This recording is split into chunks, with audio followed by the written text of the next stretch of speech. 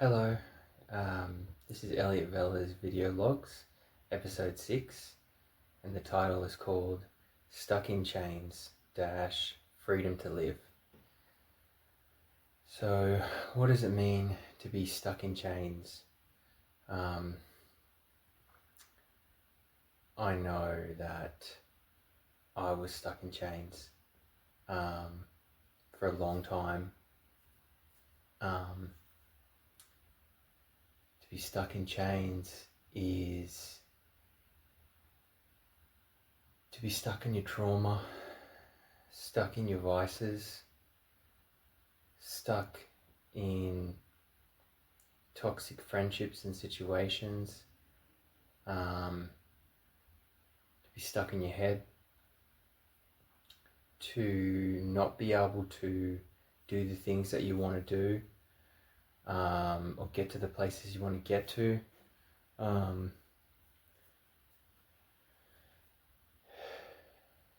Literally stuck in chains. You literally, you can see the forefront, where you want to go, mentally, physically, emotionally, but you just can't get there, and I always knew, it was possible to be free, but I just didn't know how, and to be stuck in all of these things that held me back,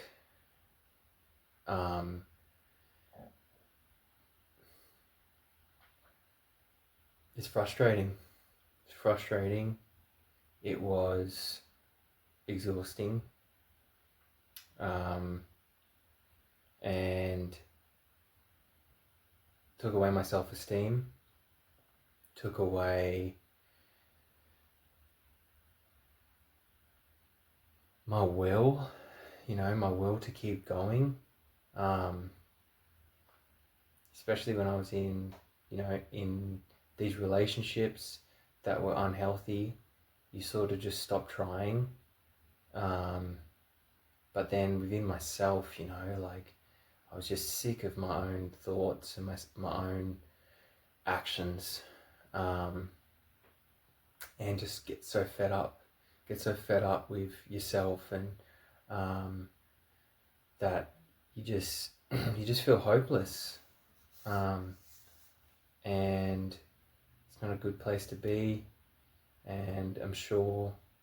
there's a lot of people out there that can relate, and I used to watch videos and read books and of people that were free. I used to just see other people's lives, and from afar, and I'm like, maybe he had a bit of a victim mentality as well, not outwardly, internally, of just like,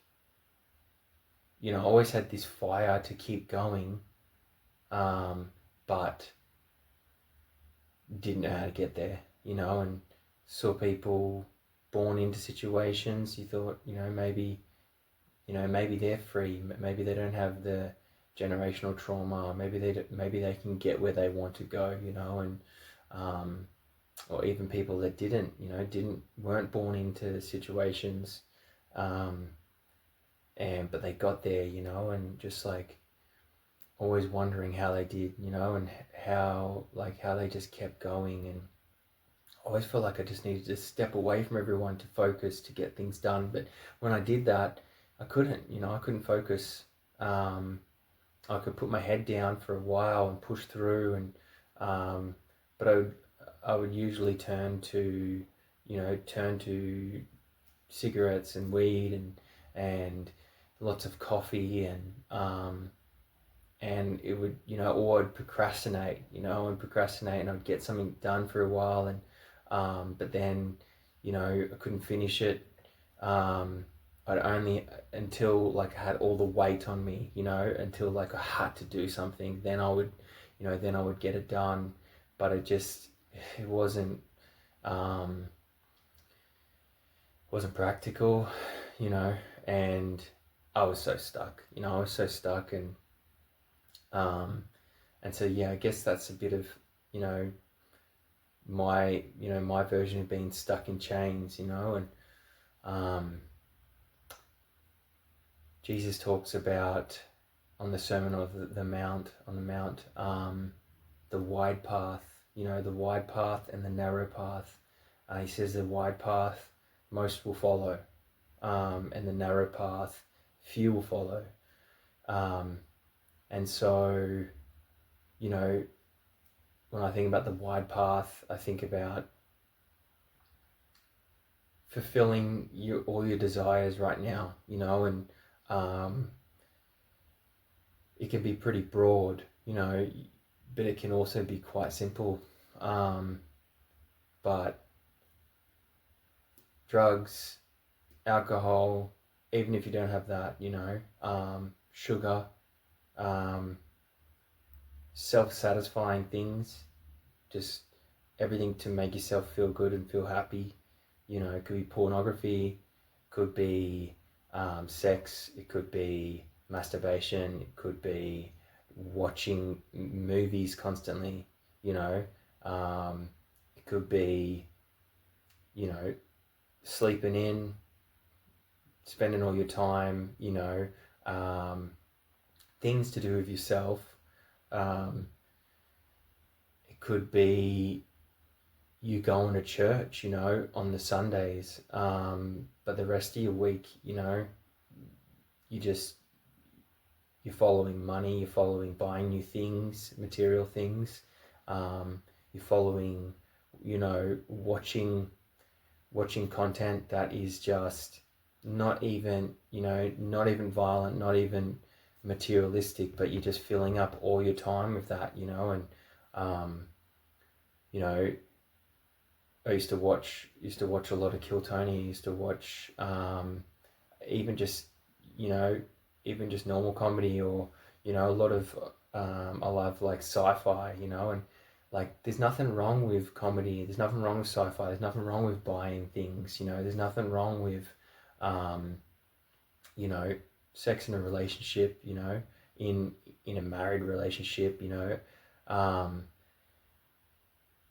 There's nothing wrong with these things by themselves, but if you are filling up all your time with those, as well as that's where all your focus is, you know, and usually when you're doing that stuff, or when I was doing all of that stuff, it was just to fill a void, you know. It was because I felt crap, you know, I felt crap, and so these things would make me feel better, you know, but it's really, then you just got to keep going back to those things, you know, to feel good, you know, and just get to a point where it's not really filling any void, you know. It's sort of like you're zoning out, you're zonking out, watching, you know, TV series back to back, in your little comfort zone, you know, to feel good. And as soon as you sort of turn it off, you sort of like, you know, you need that dopamine hit, you know, again. And you know, that is the wide path, you know. It's just like, it's the easy path, it's the path that most people are on, you know, and I was on it, you know, for so long, and I used to think, you know, oh, I'm a good person, and you know, I do care about people, and but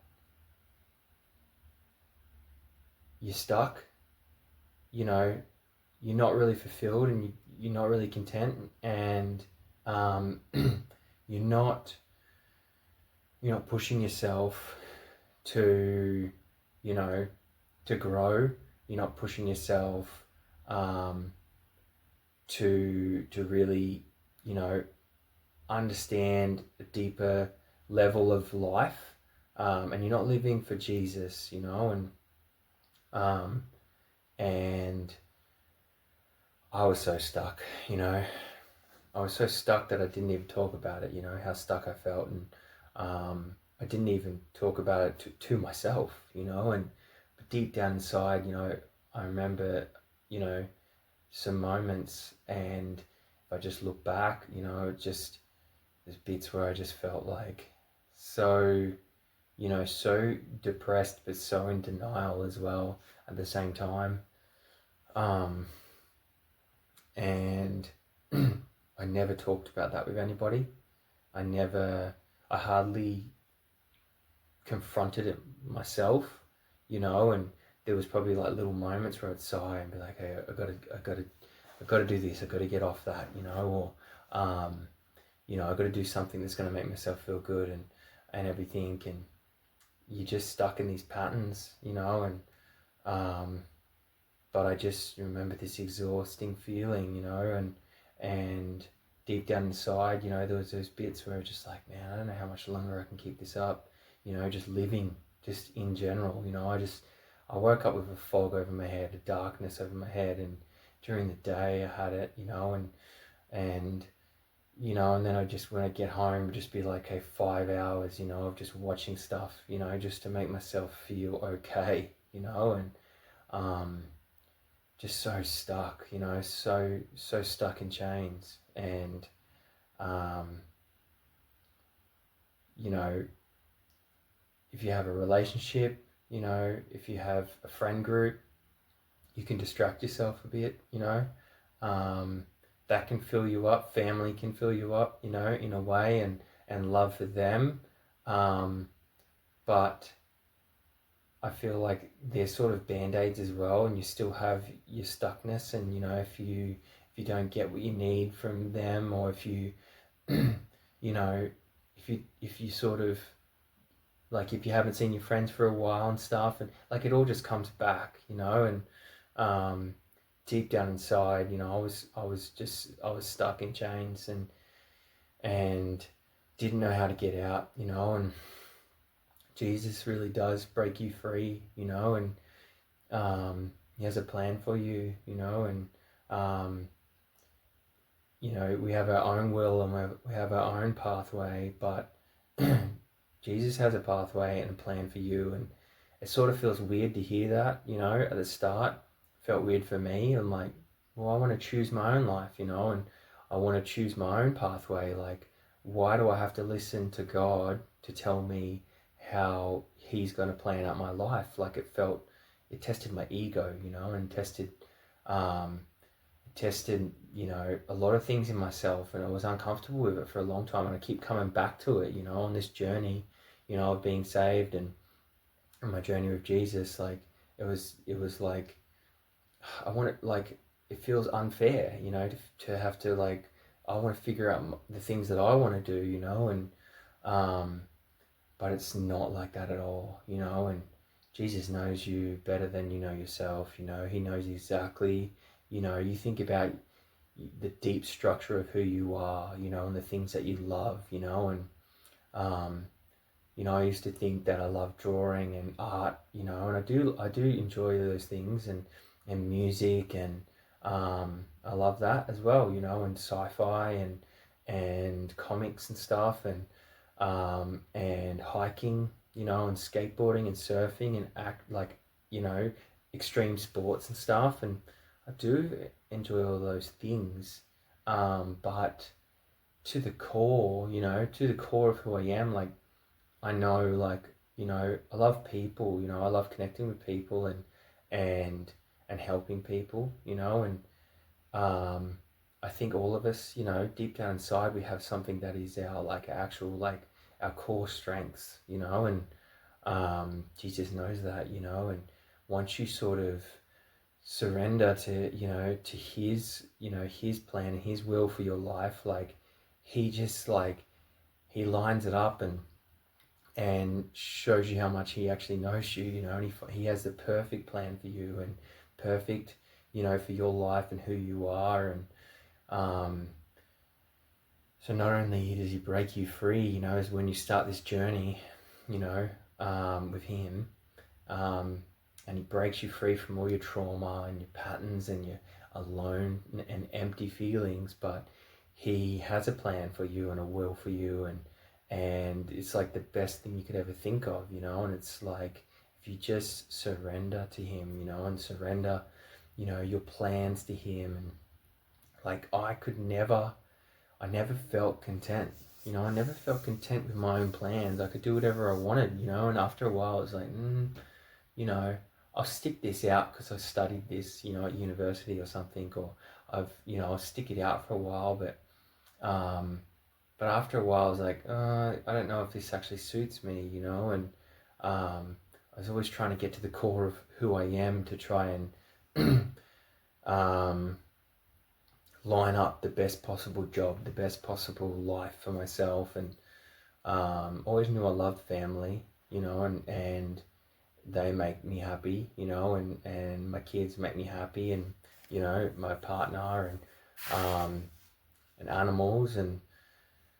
drawing. I thought it made me happy, but I just look back and just go like, man, I was just like so unhappy. You know, I was so unhappy that whole time. Like, it filled that fantasy world, and I was just stuck, you know, and it, you know, the way that I like live now and how I feel now, and like feels just it feels so nice to be taken care of, you know, and it feels nice not to have to like figure out what I want to do and what's going to best suit my skills and best suit, you know, the way that like I live, and you know, and everything I like. And that's stressful, you know, that's stressful to like to have to figure out that, you know, and it's like we can try and do it the best we can, but Jesus just does it better, you know, and he knows the core of who we are and what we would really enjoy doing, you know, and um, that's just like so nice to like be able to just relax. I know I've spent many times just going off to sleep, going like, man, I don't have to care about that stuff anymore. Like I don't have to be worried about it, you know, and I think it's comes with like worry as well, like, you know, and I know a lot of people that sort of just sign off. They try and do something they're passionate about with their work, and then you know everything sort of gets a bit like monotonous in a way sometimes after you do it for a while. And even if you're passionate about something, you know, um, you sort of keep that fire alive, you know, and but you know it's hard to keep it alive if you're doing it 20, 30 years, you know. It sort of just does become like a job, you know, um, and so it's like hard to, you know, figure out what you're going to do. And especially these days of all AI and everything like that, you know, happening, and you know it's weird to know what you're going to do, you know, and what's going to be stable, you know, for what you're going to put all your energy in. And just to be able to just release that tension, you know, and release that stress and give it to God, you know,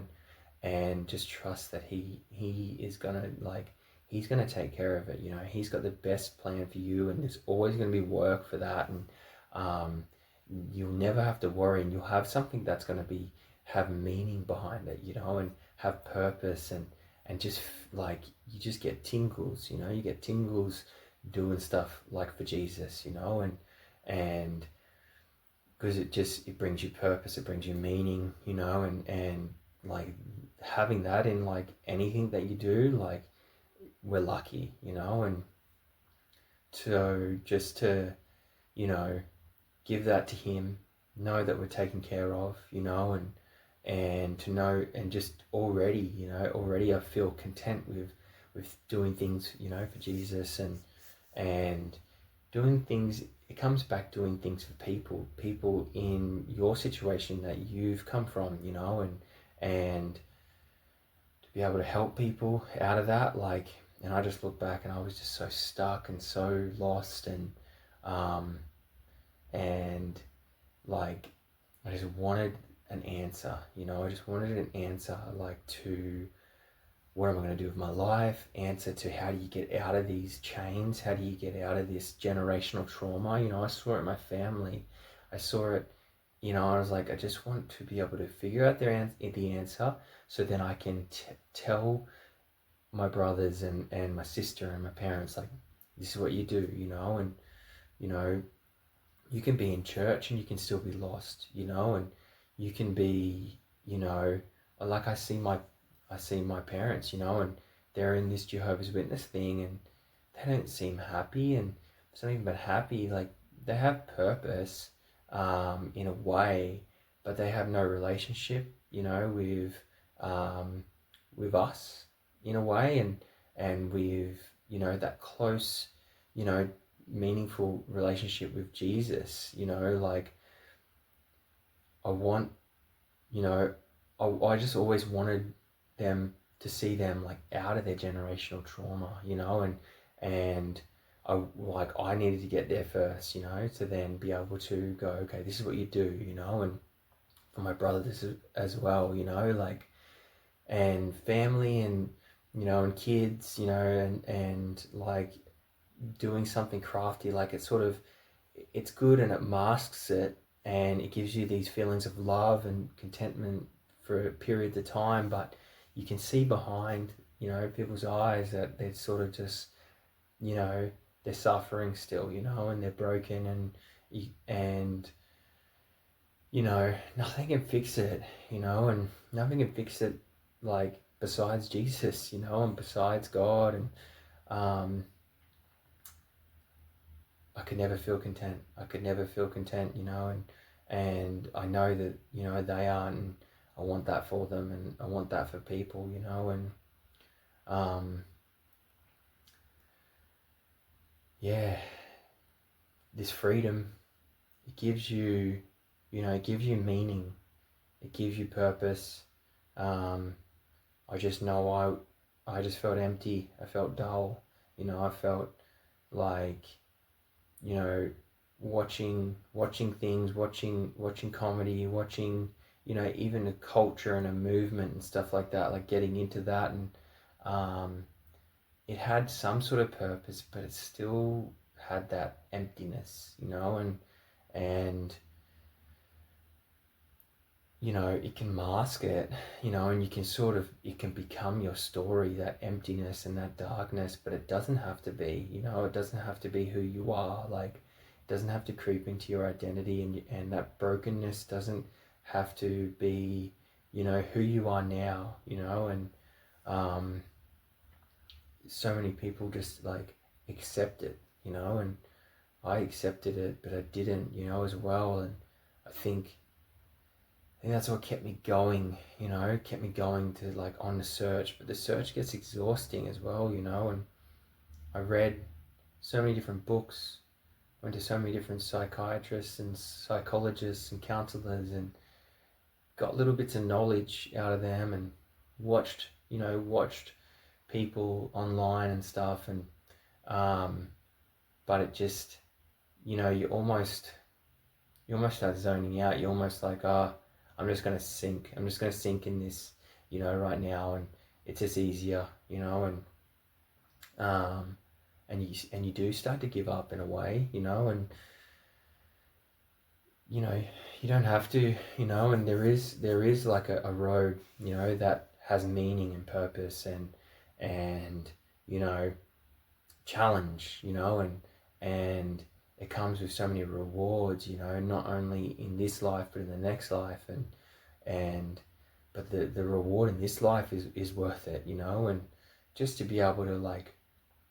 wake up and go for a walk and just not have that dark shadow over my head, and just to appreciate, the wind, and birds, and, the sunshine, like, people, conversations, and music, and movies, and you can appreciate all this stuff once you're free more, and it's not just a band-aid to cover the emptiness, and that's what it always was for me. It was just a band-aid to cover the emptiness, and even, anything, relationship, a girlfriend or anything, is just a band-aid to cover the emptiness, the drawing, the hiking getaway in the nature, like, it's still a band-aid to cover the emptiness. And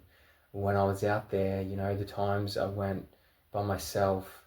it was all my baggage was in my head still, and you're sort of like sitting there and you're pushing yourself, and it's just all there, and you just like feel empty. And I'd still be smoking cigarettes, and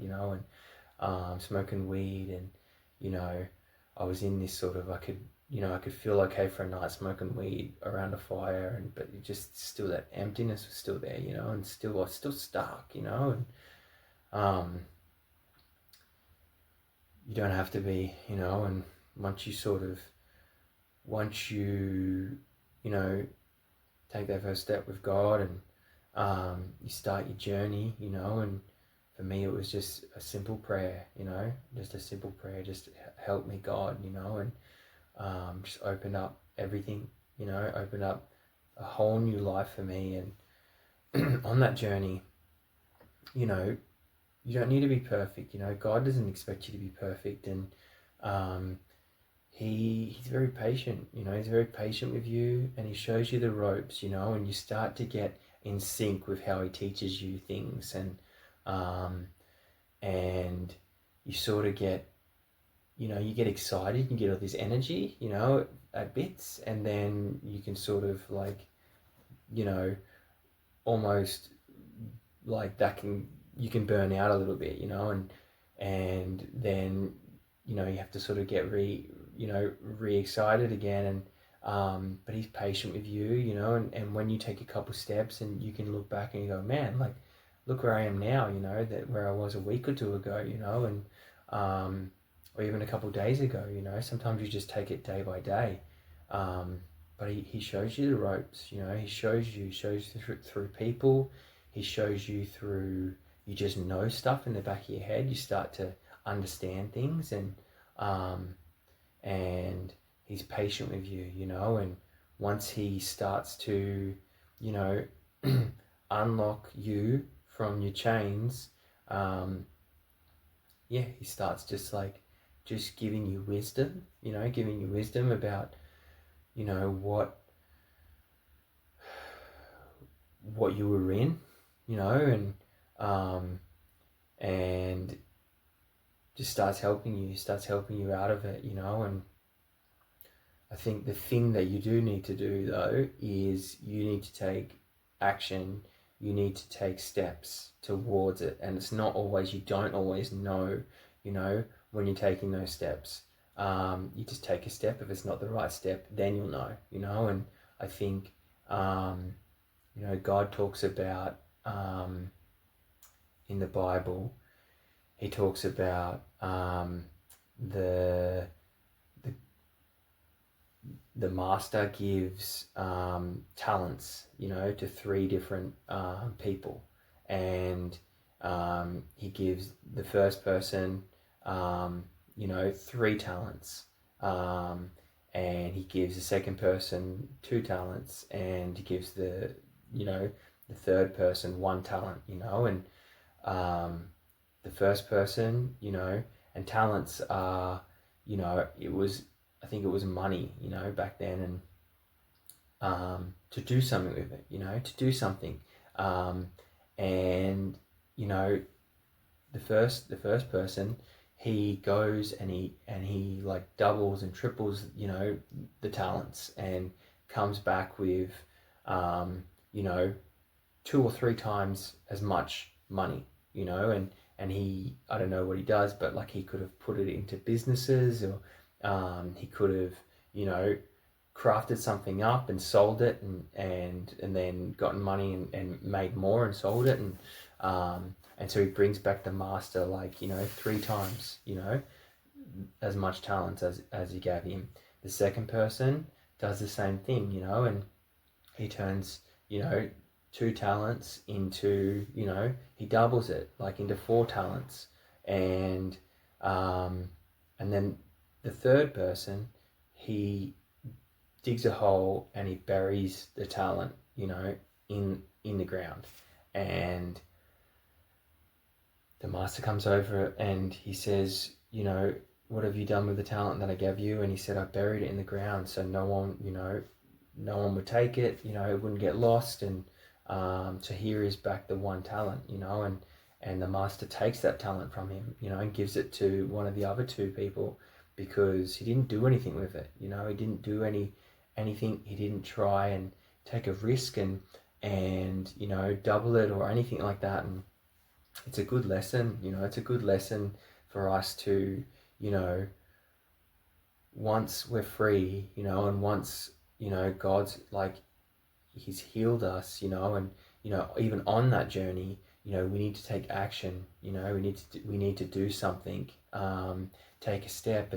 and he meets you there, you know, and he meets you there when you're taking steps to heal, to break free from your chains, you know, and then he also meets you there, after you healed, you know, and to do, you know, to start being, you know, in line with his plan for you, you know, and sometimes it's scary, you know, sometimes you don't know what to do, or you might know what to do, but you're just scared about taking that risk, you know, and, you know, you can procrastinate, or something can just be holding you back, you know, and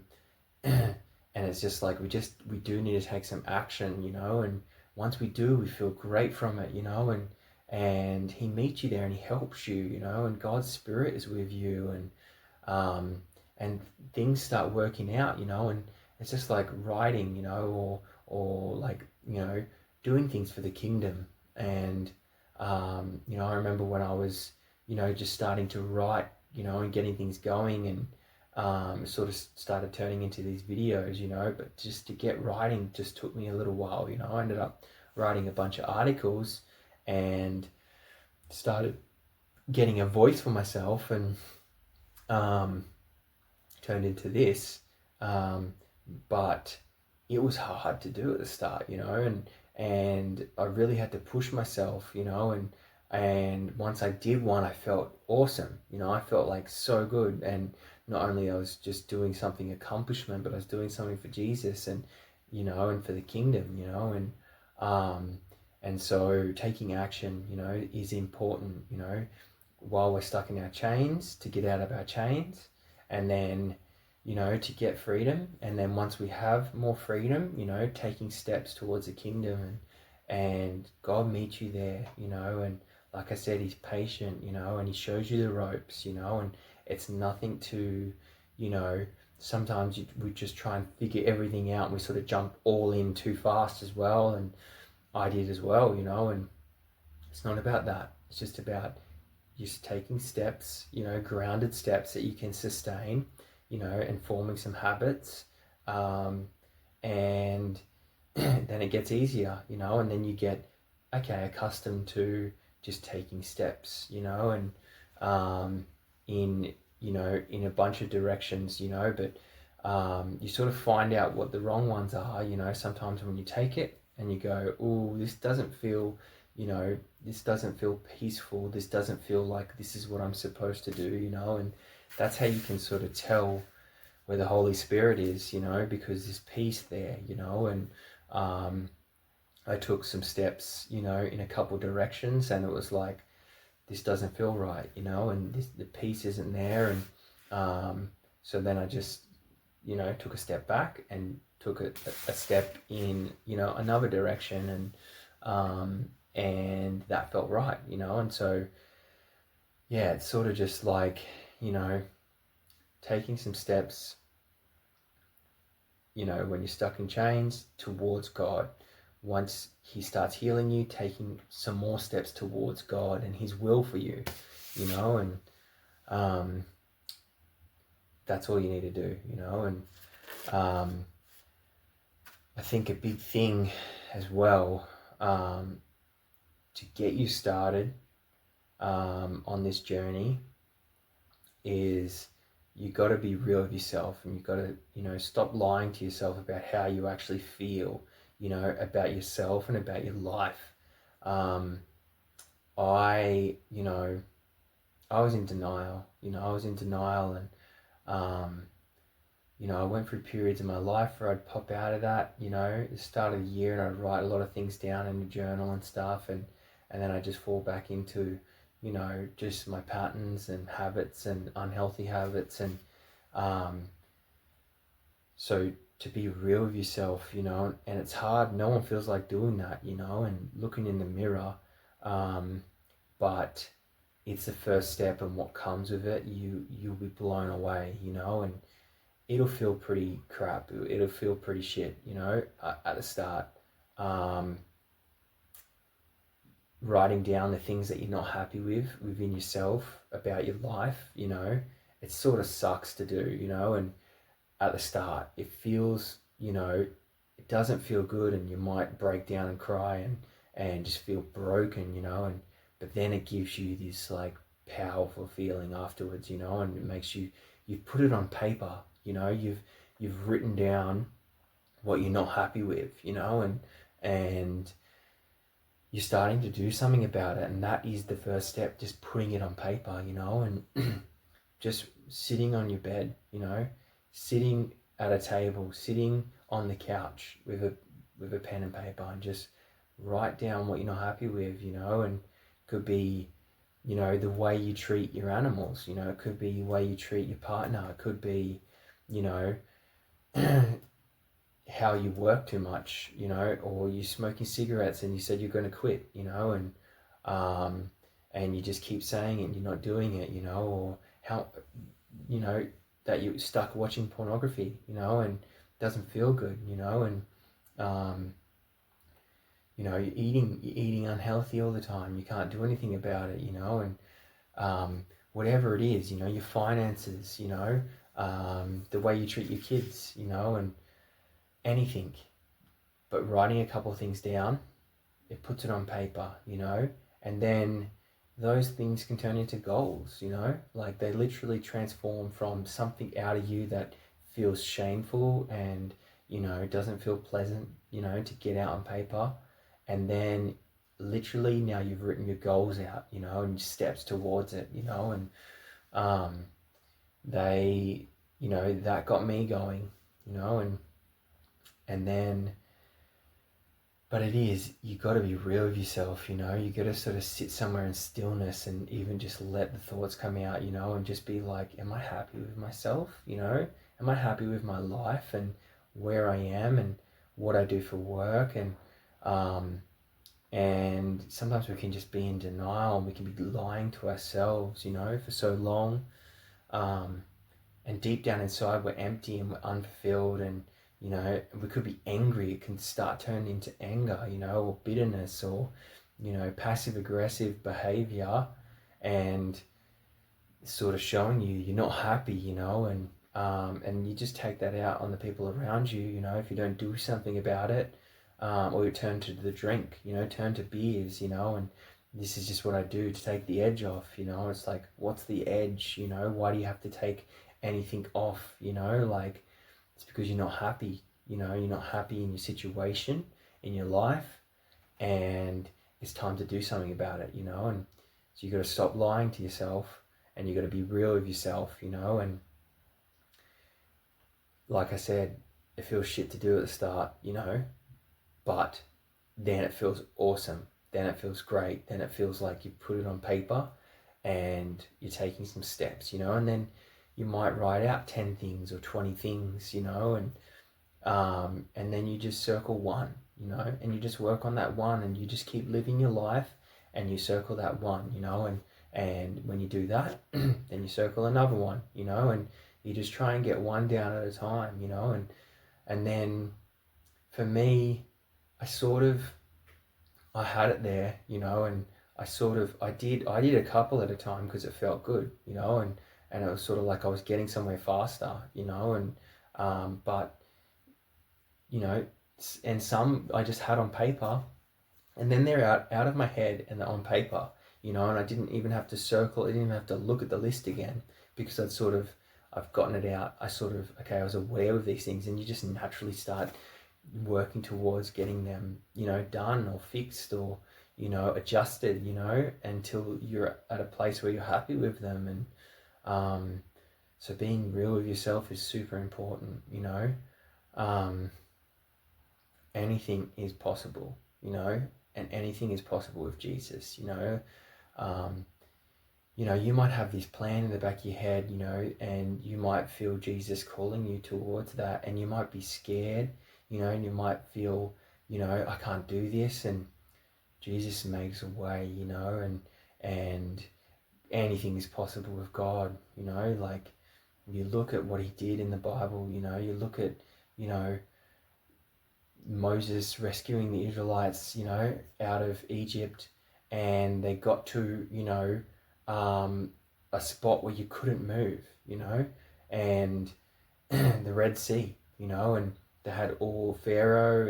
and all the Egyptians like coming up behind them fast, and they're at like a block, a crossroads, and you know, what do? They trusted God, and he got Moses, to put out his arm, and Moses still had to trust God and do that, and with his staff, and the waters parted, and they got through, the whole Red Sea, and they were safe, and then the Pharaoh and or the Egyptians, and they tried to chase him, and the water closed on them, and they all died, and it's just like, if you trust God, anything is possible, and anything that you feel like he's calling you to do, and if it's scary at the start, it's like, just take small steps and anything is possible, and you'll be shocked at, where you're at, and the sooner the better, the sooner the better that you start taking those steps, and you don't have to make it stressful. Do it peacefully, do it carefully, but take steps, and you start you sort of shock yourself, and you're like, man, I didn't think I could do this, and I did. I just trusted God, and He knows you can, He believes in you, and I used to always say this: you just need one person to believe in you, and to be able to do anything, If a teacher believes in a kid at school, you just need that one person, and then that kid feels like he can, and God believes in you, and you can do anything, you can do anything that you set your mind to, and especially with Jesus, and Jesus will make a way when there is no way, and he's powerful. I never gave up on trying, eventually, until it led me to Jesus, and I just, I was on this journey for so long, and I had this thing in the back of my head, that I know it's possible, I know it's possible to get free from my thoughts. It's to get free from my, unhealthy habits, and they're sort of, you do the unhealthy habits to cope, they're not really the problem. Once you get to freedom, you don't need to do those things anymore. But I knew that there was a way, and just never giving up, always trying. And I read a lot of books about meditation and Buddhism. I read a lot of psychology books, about trauma patterns. I looked into, personality disorders and, psychological disorders, and sort of saw where I sat in them, and found out things. But then when I went to medication and stuff like that, it just wasn't the answer. And, just to never give up and keep going. And, the simplest thing, that night where I just I prayed, and I was broken after I'd written out all these things that I wasn't happy with about myself and my life. And just the first step for me was quitting the vape, and just the simplest thing of praying to God for help, it was so simple, and it was always in front of me, and I was just searching, searching everywhere, searching in any direction, just to get out of these chains. And I just, it's exhausting, after a while, and it was right in front of me the whole time. And, as soon as you pray and you just ask for help, and you're genuine about it, and it's not a fake prayer in front of people, or it's not even, fake to yourself, believe it, ask for help and believe it, and, watch what happens. You'll notice things start to change. And I was shocked, I was blown away, and I thought, this is crazy, and this is everything I've ever wanted, I was on a search, you know, for my whole life. I used to watch things late at night, like all these like the Y-Files, you know, and all these other videos, and you know, I was always interested about life, and you know, could see old civilizations, you know, and ancient apocalypse, and you know, watch that series, um, and you know, just trying to understand and piece together, um, you know, things to try and make sense of life and the world and everything, and then also my mind, you know, and my trauma patterns, and what I am and what diagnosis I have and all that stuff. And it's sort of, you know, it's so simple, just praying and asking, you know, asking for help from Jesus, and then he just shows you, and he connects all the dots to everything else, and everything makes sense now, you know. And it is so, you know, it is pretty simple, you know, like, and he heals you, you know, he takes care of you, and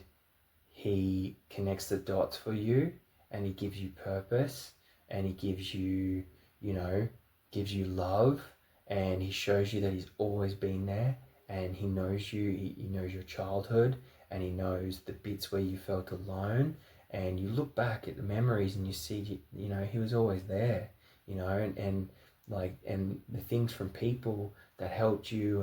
and situations when, you know, sort of miracles happened, you know, but you didn't think of it as a miracle. Then you're like, oh, this, oh, that was lucky, you know, and you're like, nah, that was angels, that was God, you know, he was always there, he was looking out for you, you know. And um, so it's pretty powerful, you know, once you sort of open up that door. um, Anyone can do it. um, you just got to take a risk, you know, and you got to, you know, you got to take a step, even if you don't believe, even if you're an atheist, you know, even if you're, you know, a Muslim or in a different religion or a Buddhist, you know, like, um, Jesus is the only God, you know, Jesus is the true and only God. And even if you don't believe in him, you know, just for one night, just try it, you know, and just give it a chance and take a risk. And I promise you, you will be blown away, and you'll change your mind. Um, you know, there was parts of my life where I always believed, you know, in a higher power, and I did believe in a God. My actions weren't showing it, you know, in things. Um, but you know, part of me believed in being a good person, you know, and just trying to do the right thing, you know, even though I messed up so much as well, you know. And um, but yeah, just taking a step, and believing in God, you know, and like, it made me go, whoa, I thought, I didn't know God interacts in your life now, you know, and he's a present, you know, alive God that, you know, does stuff in your life with angels and things like that. I thought, okay, be a good person, and you know, something good happens to you, you know, after you die, you know, and just try and be a good person. But no, it's deeper than that. It's way more real. He's way more alive. um, he is ever present in our lives right now, and he wants us to reach out to him, you know, before it's too late, you know. And not to have this fear over your head that, you know, if you don't, you know, um, you know, the worst thing's going to happen to you. But you know, in a way, like, time is running out, you know, time is running out. We're living in a world where, you know, there's wars, and there's earthquakes, and there's signs, you know, in the Bible it says we're living in the last days right now, and it's time to do something and take a step for Jesus, you know. And he wants his children protected, you know, he loves them. And you know, the scary thing is, you know, the scary thing is that people who think that they're protected, you know, people who just go to church every week, you know, in a religion or in a cult or whatever you're in, you know, and you think you're protected, they're the people that it's scariest for, because they think they're safe and they think that everything's okay for them, and they're gonna go to heaven, and they're gonna be all protected and looked after. But Jesus doesn't say that just because you go to church, that you're protected. It's not about religion. Just because you're in a religion, it doesn't mean you're protected. If you have a relationship with Jesus, then and you witness that he died on the cross for our sins and was resurrected to the right hand of the Father, and he's a king, and he's our king, and he's coming back to save all his children, and then to to pretty much end the rest of the world. You know and that's real. And if you don't live in alignment with that, and you don't have a personal relationship with Jesus, and you're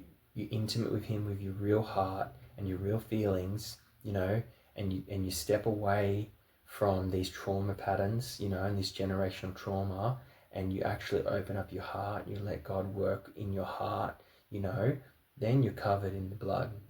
of Jesus, and you're protected, and you're saved, and we might mess up and we might sin,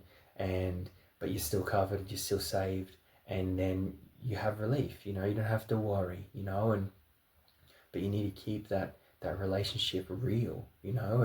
and that's so important, and it makes you a better person. So why the hell not? It just benefits your life, so good and so much. But you just, they're the people that, I'm worried for, people that think that they're protected, they're in their religion, they're in their, the situation, and they think that they're a good person and they're going to be okay. Or they're in their church and they go to their meetings or their church attendance, on the weekends, and they're just back to living their normal life, during the week. And, Jesus says that you're not safe like that, and he wants you to be safe, and he wants you to have a real relationship with him. And you can tell people who have a real relationship with Jesus by their fruits, and by their character and how they act. And like, those people are protected, those people, are looked after, and it's, it just makes you a better person as well, and it's good to always have something to work towards, and he wants that for you, and he's a loving God, and the best father, the best dad you could ever ask for, and he wants, his kids, and he wants his children, to be protected, and he wants them in heaven with him, and to live in eternity with him, and he just wants the best for you, and I want that for you as well, and I was so lost, I was so stuck, for so long, and he's changed my whole life, and given me hope again, and given me freedom to live, and I want that for everybody, and it's easier than you think, and you just take a step towards him, but Jesus will make your life, beautiful, and I really want that for you. But anyway, I think that pretty much wraps up this episode. But I hope it touched someone. I hope it helped someone make a step, and just see what Jesus can do in your life, and break you free from all those trauma patterns and all those toxic habits and all those empty nights, and but yeah, so if you like the video, give it a like, and I'll see you on the next episode. Thanks. Bye.